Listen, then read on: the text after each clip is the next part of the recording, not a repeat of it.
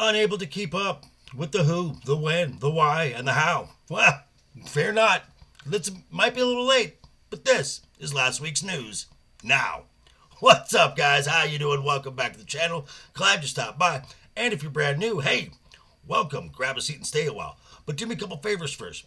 Go down and hit that subscribe button. Then go next door. Ring that bell. Make sure it says all so you know when the next video pops up. Hit that like button. And before you head out, drop a comment. And if you're one of the regulars here, welcome back for another round. I ask that you also hit that like button. And before you leave, drop a comment, because YouTube does love the comments. And of course, share the video out on all social media. Okay, once again, it is Monday, and we are here to get you caught up on some of the stories you might have missed in the week that was pop culture. All links will be down below in the description, so let's just get started.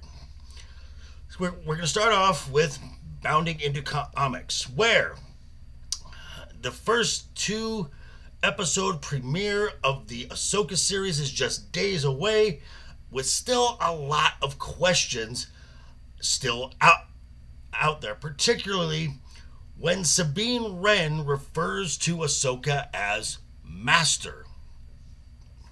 Well, Mr. Courtlow on testosterone, Dave Filoni, in this article has confirmed that Sabine Wren was in fact the apprentice of Ahsoka Tano. How? When was it established that she was force sensitive? When? And I know folks say, well, Kanan trained her how to use the darksaber. Okay, for one, the darksaber is a Mandalorian weapon. Yes, done by the only Mandalorian Jedi, that is true. But Kanan and Ezra, Kanan was a Jedi Knight at the time. Ezra was training to be a Jedi at the time. Both are force sensitive. Wouldn't they be able to detect if Sabine was force sensitive? I'm just saying, guys. I'm just saying. And Dave, I used to like you. I used to root for you. But everything post Mandalorian season 2 and just the timeline of the way things are happening, you are becoming very evident to be exactly what all your critics have been saying this entire time. That you're a hack suffering from George Lucas envy.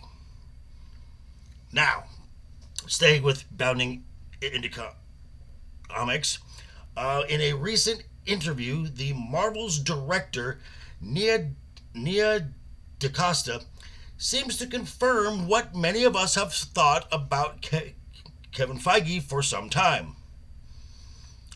That he has no idea what he's doing. You've been called out. Putz. Now, and he also appears to be unsure about a third Captain Marvel-led film. Let me pull up the article right here.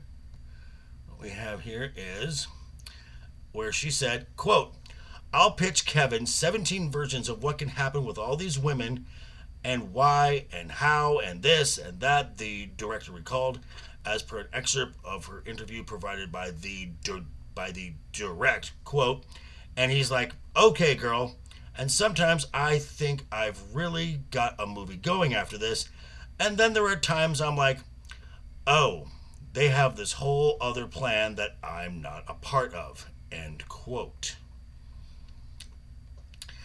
The article goes on to indicate that DaCosta's concern that despite great strides in female representation in films, that going forward, future female-led action superhero films like the Marvels are now going to be dependent on quality rather than inherent messaging. Duh. Oh, and speaking of that too, we're going to go over to Collider, where Angel Manuel Soto, the director of Blue Beetle, decided to open his mouth and say something stupid, calling his film a quote-unquote love letter to Latinx culture.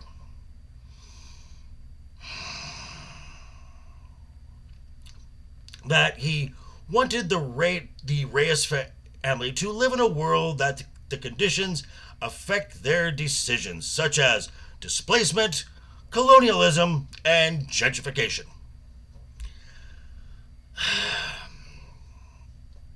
Now, I do plan on seeing this film in the very near future and giving a review. From what I've heard, there have been some somewhat positive things, but I don't expect this movie to do well. I mean, as of right now, it is the number one movie in the box office for this weekend, with a whopping $43 million worldwide. Ouch.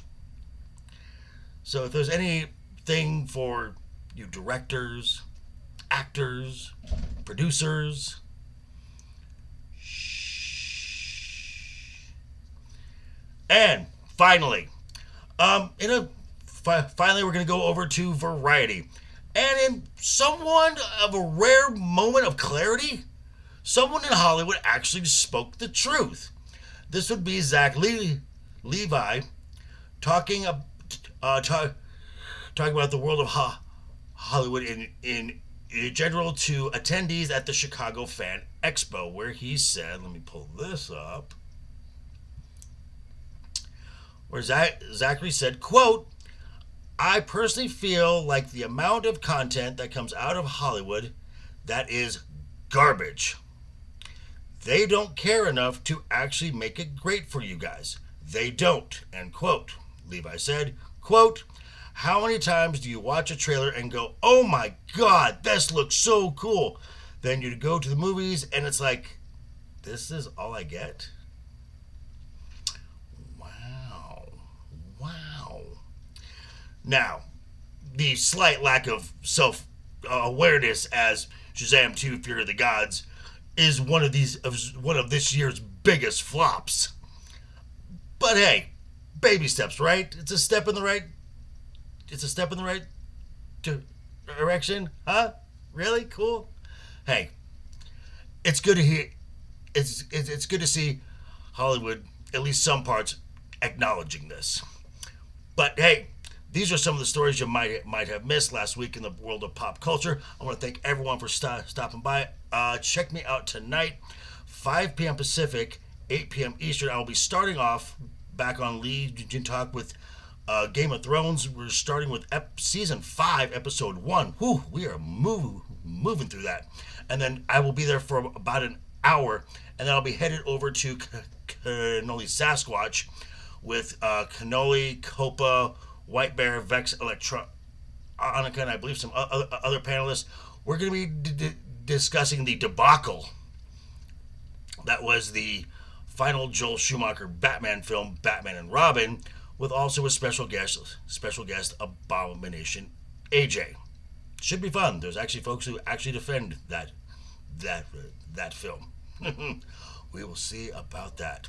But anyway, thanks for stopping by, folks. Quick reminder before you head out the door. Hit that subscribe button. Ring that bell. If you liked the video, give it a thumbs up. If you didn't like the video, hey, thanks for sticking around this long. I appreciate that.